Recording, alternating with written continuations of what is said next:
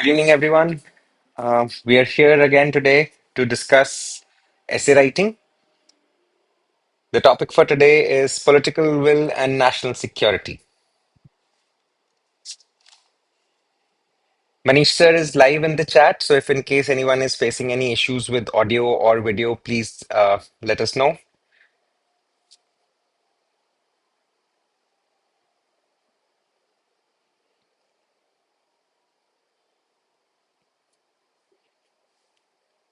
Right. So before we go deeper into this topic today, a few reference points. One, it is a part of the last year's question paper, so you must have seen it before, definitely. Two, we have been following a general writing framework to make sure that we don't miss out on points and we are able to show off how the skills required for critical reading and discussion in our writing.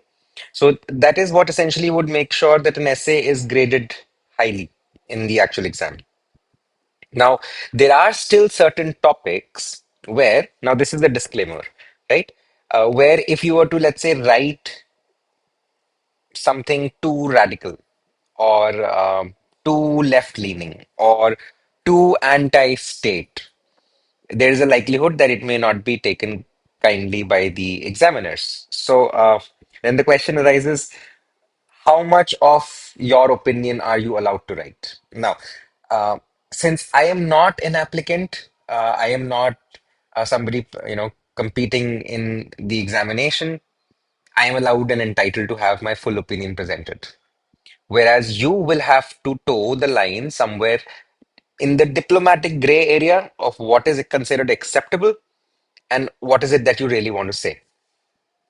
So, in a question like this, for instance, in a prompt like this, political will and national security, there's a lot that can be written, particularly things aligned with the national political narratives, narratives that are relevant on the national scale, but also from the perspective of what is it considered to be a nation, right? So, political will and national security, this opens up a whole, multitude of dimensions of wherein we can talk about what the government wants us to talk about. We can talk about what the state does not want us to talk about. We, you know, get to choose. So now here is the question. To what extent are we going to choose to be completely libertarian or maybe even contrarian in our beliefs? Meaning, uh, आप कितना freedom or individualism को support करने वाले हैं, right? In your essay. And because if you say that the political will uh, and national security are not related, then it's antithetical to the position of the state. So today's topic particularly chosen so that we are able to not only write an effective essay but also to read what kind of essay is likely to be graded higher. Now, that is not to say that objective critical analyses are going to be graded lower. That is not at all the case. Excuse me. So, however, working within the constraints of the real world, we need to be aware of what we're writing and who's going to be reading it. So, without further delay, let's talk about today's topic, political will and national security.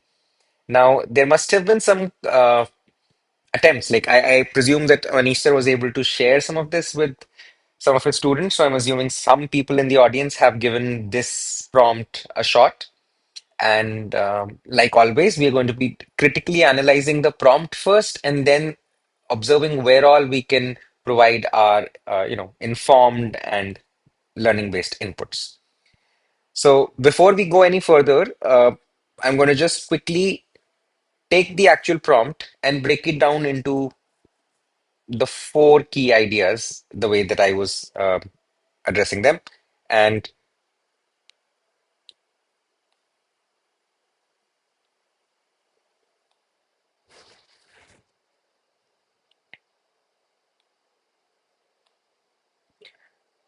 so before we go any further, let's just first look at politics, right? We're talking about political will. So, what do we understand by the word politics? And what do we understand by the word will? When we talk of political will, we mean the will of the masses, or do we mean the will of the political class? The political class here is a distinction. The class of people that gets to engage in politics. Now, politics or politicking, as the word takes its root, has to do with policies meant for general populations, right? So, while everyone is allowed and entitled to discuss politics, only a specific class of people engages in politics, the political class, right? So that what we mean by the word political here. Now, will, whose will, right? So this becomes an important question, particularly when we consider the idea that politics at the end of the day will be always enacted by a minority. Politics will always be done by a minority. In a democratic system such as ours, we have representative minority, a small group of people chosen and selected by the larger population to represent their will at the national state, right? So However, the actual enactment of the will is only that of the political class. It is assumed that by being representative of the interests of the common people, the political class has no independent will of their own and that they are doing everything for the benefit of the citizens. Such is the assumption. However, no matter the assumption, we still do understand that the actual act of politics is only engaged in by the political class. So, important point to note here, it is always a minority, um, even if it is a representative minority in the case of a democracy. The second question that now arises from the second point in the prompt is whose will, right? So, when we are talking about politics, we would like to know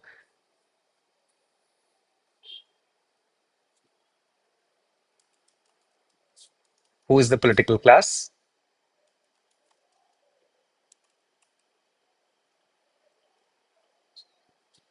Then, when talking about the will, we would like to know whose will.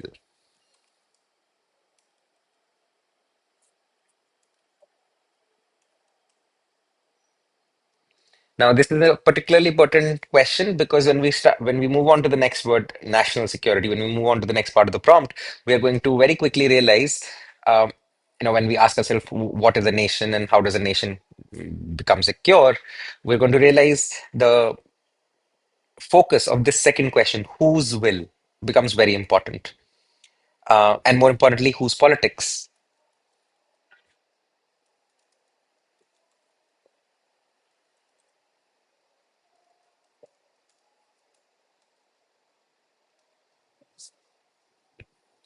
So, who is the political class? The people who are enacting their political will, whose will is being enacted, and whose politics are being enacted. Uh, Important questions, to stay with. Then the next question that arises is, what is a nation,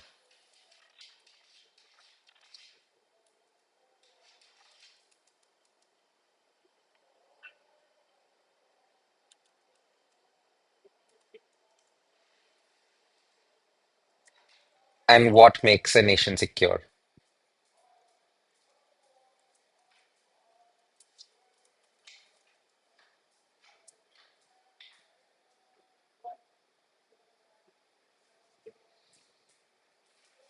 So these are all important questions that need considering in context of this prompt. So I would advise and invite everyone here to take a few minutes if need be.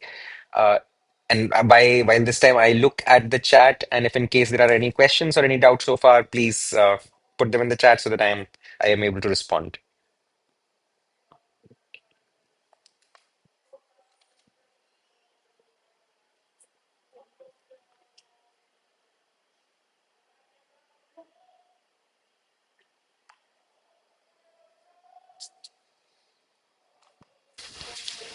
Right. So the prompt is inviting us to delve into these important sociological and to a certain degree even scientific, socially scientific ideas.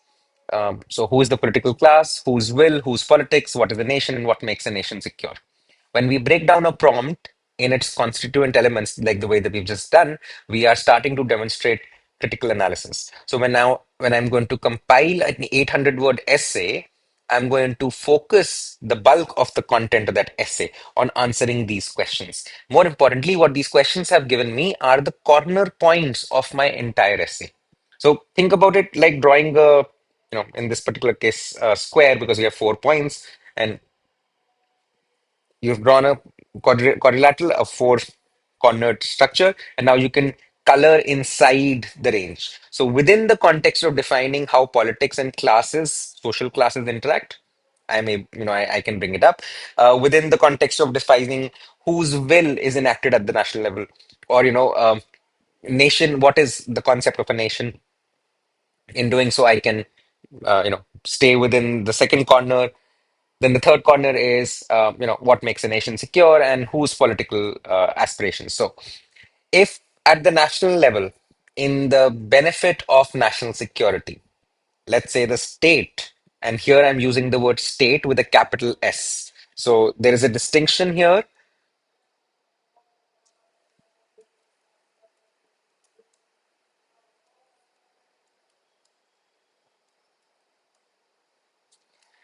In sociological writing, state with a capital S represents the state, the idea, the concept of a state. The state is the body of authority, of control, of administration, of management, a whole bunch, right? So the state is cap with a capital S is a system, whereas the state with a small s is the noun for what is a state. So the Indian state, for example, or the state of Uttar Pradesh. But when I talk about the Indian state with a capital S, I mean that the multidimensional socially, political, and economic machinery that functions in enacting the will of the Indian government. So when we're talking about political will and national security, and we have broken this idea down, now we're going to primarily first focus upon how is the state qualified. Now, the state, let's in the case of a democracy, is qualified on the basis of people voting for their representatives to be elected. Now, these elected representatives are now then going to administrate the very same people who elected them to begin with, right? So now the question arises, when I say political will, we mean the political will of the government, the functionaries elected to represent the people, or the people themselves. So whose political will is imperatively central to the notion of national security?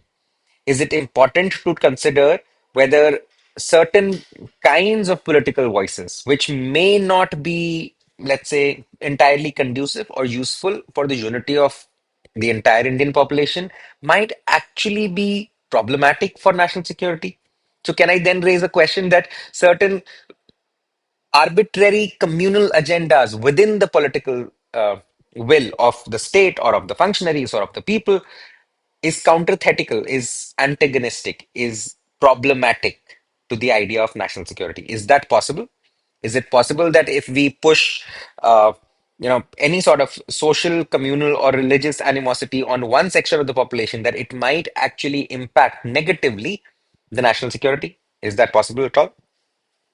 So when we are asking all of these questions, we are critically analyzing the prompt. And while we're critically analyzing the prompt, we are engaging with the prompt and generating further questions. Each of these questions can then be answered in the body of your essay. So let's suppose now that I have enumerated all the questions, and in reference to what we discussed in our last lecture, if at all one wants to make their essay cross-disciplinary, you want to include quotations. So there are ways of quoting people. So something that somebody has written, in which case you have to put everything in quotation marks, the two double inverted commas. You're supposed to put everything in quotation marks. But the thing is, you are supposed to only write quotations when you know verbatim, like every word at a time, what the person said or what you're quoting. If you're paraphrasing, which is recalling from memory what you may have read somebody as having written or said, then you don't need to use the quotation marks, right? So it's not a direct quote, then it's you're paraphrasing the source. In either case, it is always important to mention the name of the author and the name of the text if at all it is relevant to what you're referring to. For example, if I wanted to refer to the idea of the nation state, state with a capital S, I would like to, let's say, quote Hobbes and his book Leviathan, where he talks about uh, the organization of a body politic being such that the gears, the machinery itself is oiled by the bodies that the machinery governs, right? So the blood and the toil and the muscle and the sinew that goes into running the system, that the system requires as a price or as a fuel to run, is the same body of people who the system is meant to administrate and govern. So referencing Hobbes here and Leviathan gives me an inlet to showing the examiner that I am able to connect the prompt, the key central idea of the prompt to something um, outside of the context. Then if you can think of real world examples, if so there is obviously a lot of for the lack of a better word, uh, supremely nationalistic rhetoric that was peddled when the conflict with Pakistan recently broke out. And it was the adamant and stubborn political will of many functionaries across many levels of the government that created a certain narrative, a certain tone to the message that was being sent. Sort of chest thumping, aggressive, seeking out a furthering battle kind of thing. Uh, and the more time one spends with the news reportage of those events, one comes to realize that neither of the two governments actually were able to control the rhetoric completely. Because through the filters, it turned out that a lot of information actually existed in the public domain that the government was not willing to support or engage with. So the political will of the functionaries of the state did not align with the notion of national security, or at least that's what was presented in certain debates in the parliament after the event.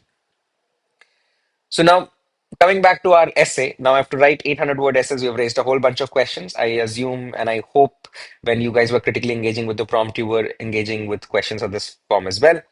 So once we start thinking about questions along these lines, we have now a general idea forming in my head about what I'm going to refer to when I start writing the essay. So my first section of the essay, the introduction, is going to be a general reference to the subject matter at hand. So in the introduction, I am probably going to start off by describing that the political will is very closely tied in with the existence of not only a secure nation, but a nation itself. Like a nation exists because there is a combined, a conjoined will of people. So, like in the preamble, it says, "We, the people of India," right? So, in theory, a nation only exists when there is a common will, a will that is shared amongst many people. So that's what a nation is, at least in principle. So when I am demonstrating political will with regards to maintaining the safety and the safekeeping of that nation, once my will has brought us together and now all of our will combined has created the Indian nation, how do we keep the nation secure? Would the nation be secure if we were, let's say, divided into smaller portions and each portion was autonomous and every person was supposed to look after what is happening within their limited domain? Should we become entirely state-centric? State here used with a small s, as in, should people living in one state limit themselves to opportunities within the same state? Should we be promoting domestic and national migration for everyone and not just for daily wage workers or poor bonded labor, which essentially is moved across state borders very routinely? So how does this work out? We are seeing a lot of um, linguistic debates emerge, particularly which are in a way problematic for matters of national security. If Indians are fighting other Indians, it's easy to sway groups of people against other groups of people then, and then mob mentality kicks in and the nation is not safe, the nation is not secure, right? So when we talk of political will, we can talk about how political will can be sharpened to assist in meeting the interests of national security and national safekeeping and safeguarding.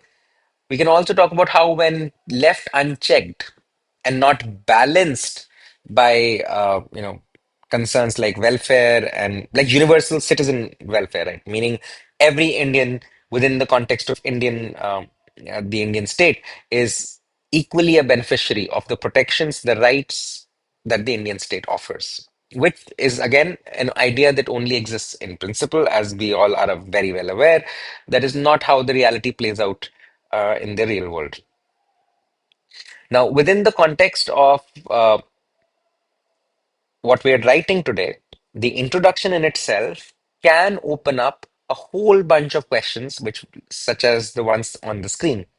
Now, if the introduction starts with questions, then the essay structure would take the format of the first answer in the first paragraph, linked to the second answer in the second paragraph, linked to the third answer, and then so on. So if your introduction is basically, let's say, a collection of questions, and this is a stylistic choice, you can choose to start an essay with a series of questions and then proceed through the essay in answering each of those questions. But not in a question number or pointed format. You have to combine all the questions in a way that each question to the subsequent one is linked. It makes sense to read them together and without having to list them out as separate entries. Right. And the answers themselves also then have to be linked up. So it's not about answering the first question and then answering the second question. It's about answering a first question so that it builds into the answer of the second question. Right. So for instance, I would like to say the political class is always a minority, even in so in the first paragraph I'm talking about who is the political class. Then I'm going to talk about the political class, no matter where we're talking in the world, is always a minority. While everyone is free to engage with and talk about politics, there are only very few people who can actually act in the political sphere, and those people are either people who come in monarchies and kingdoms, people who come from the royal bloodline, or in democracies, people who are elected by the people, the common people. Now, there is also the notion of royal bloodlines and democracies. So, like, we know that there are families that have continued to exert control, administrative, political, and socio-economic, over certain regions and certain communities of people. And many names are very commonly known, but there are other very many names which are expanding their political footprint now, while on the national stage they call out other families for installing their kids as their ideological mentees. They do it the same themselves, but in other cases of capital. So it is very common to see somebody in the political class giving favors, particularly social and economic favors through the state apparatus to their own kids or their own relatives or their own spouses. Now, all of these are ways in which we find that the political will is not actually the will of the common people. The political will is that of the political class. So now this is my first paragraph leading into the second paragraph, right? So when in the first paragraph, I talk about how political class is always a minority. It's a representative minority, or it's a hierarchical minority, or it's a genetic minority, depending upon which context one is in. And that minority always exercises political will at the national level, and sometimes even at the global level. Now, leading into my second question is this point about linking how the political will, as enacted at the national or the state level, is almost always the will of the political class. It is not the will of the common people. How do we know this? Because the political class does, other than to engage in politics, also creates policies. And those policies are policies that are used to administrate and govern the very people who elected them. However, the benefits of the political class, the requirement for the political class to sustain itself, is such that political class will always have industrialist benefactors or people who stand to gain from the functioning of the state machinery. Now, when these two motivations, bump heads against each other, very often we see that political interests and policy decisions tilt in the favor of economic and socio-cultural benefit of the political class itself. So everyone wants to do the political work, but also everyone wants the credit for everything that goes on successful, right? So political will requires seeking out credit. Now, tying into the third paragraph, what is a nation? What makes a nation? Nation, as we briefly discussed in the introduction itself, is the collective will of the people to come together and to create common interests, common machineries, common socioeconomic uh, um, benefits for everyone involved. So in the context of India, we can, because again, this exam is being written within the Indian context, so we can actually talk about what makes India. Right now, this in itself could be an entire 2,000 word essay, but we're not going to do that. We're just going to quickly say that India is composed of a very diverse mix of linguistic, meaning language based, social, meaning engagement between social interactions between people, religious. So there are bunch of religions, right? Some religions are actually so they're so limited to certain geographic regions that a lot of them we may not even have heard of. Like I, for one, I'm pretty sure there are a bunch of religions in our country that are lived experiences of the common people that are not being accounted for in textbooks. So people such as myself who have lived in the cities all their life will never even get to acknowledge or even experience those religious practices, right? So we have a very diverse mix of languages, of religion, of culture, of social interactions, of what is considered correct or what incorrect in particular communities, what is considered traditional. It varies. So India is not a homogeneous collection of people. It's not the people who look the same, act the same, behave the same, have the same stories. No. So India is basically uh, a excellent example would be, like a fruit juice as opposed to a fruit salad. While in a fruit salad, you can pick out independent fruits and know which part of the salad belong to which fruit. In a fruit juice, you can't. So if you put in three different fruits into a juice and you turn them all into a juice, now all of the ingredients are all mixed up. So we may claim superiority, we may claim genealogical superiority for certain sections of the Indian society, but truly speaking, we have now become like a fruit juice. There is no way to distinctly qualify how much of somebody is how much, or how which fruit belong, what kind of virtues come from which communities or whatnot. So we are a diverse, a living civilization composed of thousands, right? Of languages, cultures, religions, communities, and in some cases, there are things that would separate two communities are also the same things that bring two other communities together, right? So some two communities from different religious outlooks might have similar food practices in a certain geographical region. So despite being different people in different religions or people following different language concerns, they may still have the same food habits, right? So things tie in people together and things differentiate communities. So in a country like India, who gets to decide the will of the people? Would the political class always fully capture the will of the people? Would the political class always be truly representative of the diversity of this population? More importantly, what would make a nation like this secure? Now, when we have too many different factors, different players on the scene, it is very difficult to push for one will or one idea or one action for everyone to follow through. It is almost impractical to expect that, right? Even in the same I do not think that there are any monoracial civilizations in the world anymore. But however, let's take a thought experiment where there is a civilization that is entirely composed of only one race, one kind of people with one kind of language, of one culture, one religion, just one.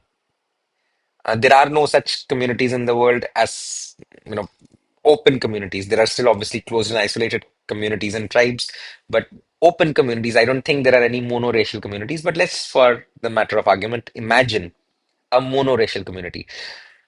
Can we then bring everyone within that community to agree about the one thing at any given point of time with regards to one topic? I think we would be hard pressed. It would be almost impossible to even convince a group of people belonging to the same community, the same religions, the same socio-cultural and linguistic background. If it is difficult in uniformity, how much more difficult might it be in such a diversity that India has? So, pushing through one agenda by the might of the state, by using the machinery of the state to push through one political will, cannot possibly be the most effective way of securing the nation from within. For the nation to be secure from within, from every human l- who considers themselves an Indian to feel safe and secure, uh, one must feel that the idea of safekeeping requires us to accept that we are different and yet still capable of coexistence and harmonious coexistence at that, right? So, wouldn't there be better chances of a safely kept, secure nation in a world that is built up of communities that are, you know, non-antagonistic to each other? Do we really need another nation such as Pakistan to hate upon for India to get its, integral feeling about? Where do we need to, make enemies of our neighbors in order for us to do what exactly? And when we think about it in some cases, the political will or the grand posturing of certain political actors can antagonize political actors of other countries. So, like for instance, the president of country A gets into a personal argument with the president of country B. And now these two human beings use the might and the will and the force of the entire state machinery behind them to engage in this very public feud, in this public, you know, Twitter fight, let's say. And if that is going to happen, who gets to bear the brunt of this political exchange? Because it is a political exchange happening between political leaders. Who is going to pay the cost? Um, and how would it tie in with the notion of national security? This leads it into the fourth essay, which the fourth paragraph of this essay, which talks about what makes a nation secure. Now, here is where my personal opinion is going to be slightly bit more radical than, let's say, as opposed to what might be expected on the actual essay on the day of the exam. Uh, a statement that I would like to write in my essay, if this was an editorial essay, not a competitive essay for a BPSC exam, right? Um, that there is a better chance of securing the interests of my nation if we all existed, all as in all humans everywhere on the planet existed in a post-state world where nation states did not exist, where administrative units did not need to be labeled under national labels, right? Because then nations wouldn't fight nations, people would fight people. Um, and then a more equitable economic world model. So, would it be better for concerns of national security for there to be a lot of poor people in the country, people who can be swayed to engage in certain, let's say, anti-national or activities simply by being promised some money or some food or some benefits? So abject poverty is also not good, right? So if we have a more equitable, more economical, like a way of distributing economic opportunity across our population more fairly, it is more likely that people would find something meaningful to engage in their own lives and be less likely to be swayed against national interests. More importantly, if there are enough opportunities for a community to grow, to engage within itself, to engage with other communities around itself, and then still offer meaningful choices to all its, participating human members, then what is the likelihood that these humans are going to seek out a war with another community outside of their own? If they have sufficient resources, sufficient opportunities available to them, how many of them are likely to seek out war as a battle, as the way to express their individuality or as a way to, uh, unify their identity, um, you know, through the act of violence? I don't think it's going to fix wars in the world, but the notion still remains the same that if we did actually offer what we think we do offer everyone, opportunities, equitable, fair opportunities, to what extent are they likely to engage in anti-national activities that hamper or hinder the security of my nation? So, an essay prompt that started with the discussion of politics has now brought us down in closing arguments where we are leaving with a question. We are leaving with the question of how would it be beneficial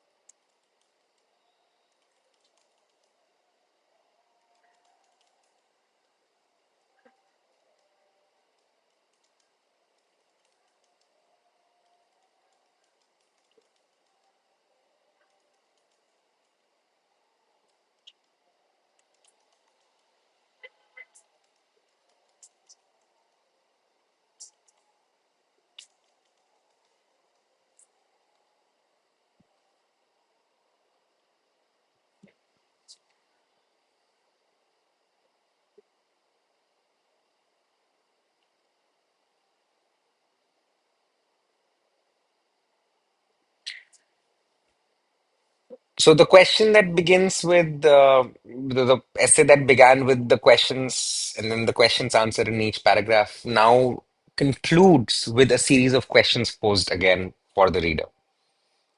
This process forces upon the reader the need to engage deeply with the subject matter because you're starting with questions and you're then providing your line of thought and then you're ending with questions. And these questions are going to linger with the reader, right? Much after the reading has stopped of the essay. Now, when we do this, we have to be very careful that whatever we're going to write, because we have forced upon the reader the need to pay close attention. The reader is now paying attention, which is good thing and could also potentially be a bad thing. Good because you have the reader's attention, you've captured it, you've taken a stylistic, a creative choice. Start with few questions, describe your thought of thinking process or your thought process, follow it through logical steps, and then conclude with some more questions. So you're forcing on the reader to pay close attention. So, which also has a flip side. Now, the reader is paying close attention. If your arguments are feeble, if they are weak, if your line of connection between the different paragraphs, different answers is not coherent, if it's not making sense, if it is only making sense to you as a reader and it is not making sense to the examiner as a reader, then the experiment would have failed. So, a stylistic choice which forces the reader to pay close attention needs to be only made when you are confident what you are going to write in the main body of the essay is not a weak or straw man argument, right? It shouldn't be just all fluff. You should be able to carry the reader's line of thought through your essay and then leave them with the questions. Because if you're able to do this on the day of the exam within 700 to 800 words for your essay, you would definitely have left the examiner with something important to think about. um, and if they are left with, lingering thoughts about an essay, and particularly this is someone who reads hundreds of essays every day, if they're left with lingering thoughts about one particular essay, I can assure you that the likelihood of them giving you favorable grades or favorable scores on that essay are very high, right? But also, as I said, comes to the flip side. If you are unable to keep their attention once you have gained it, if you are unable to maintain a logical flow in your essay once you have, done it, it's not going to work. So I hope this essay was, amply discussed in class. Um, Manish sir, अगर कोई doubts, कुछ questions हैं chat पे, तो I think we have time today. We can take some questions.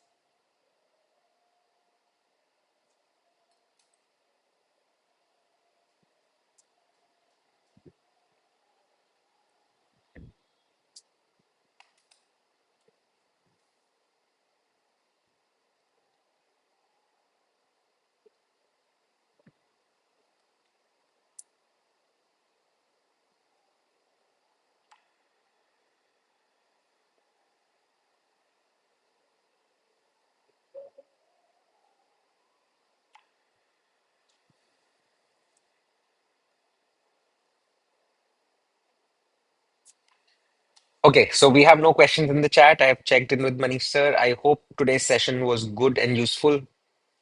Good in the sense that it was effective and helped you get some insight into the essay.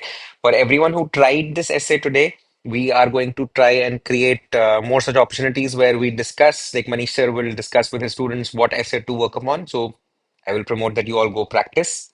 और वो practice करने के बाद आप अपना अटेम्प्ट लेकर आइए ऐसे में and then what is presented in the lecture might help you add new information on it. Um, so for next time's essay, so last time we've been going through different subject matters. I've been trying to keep it as varied as possible.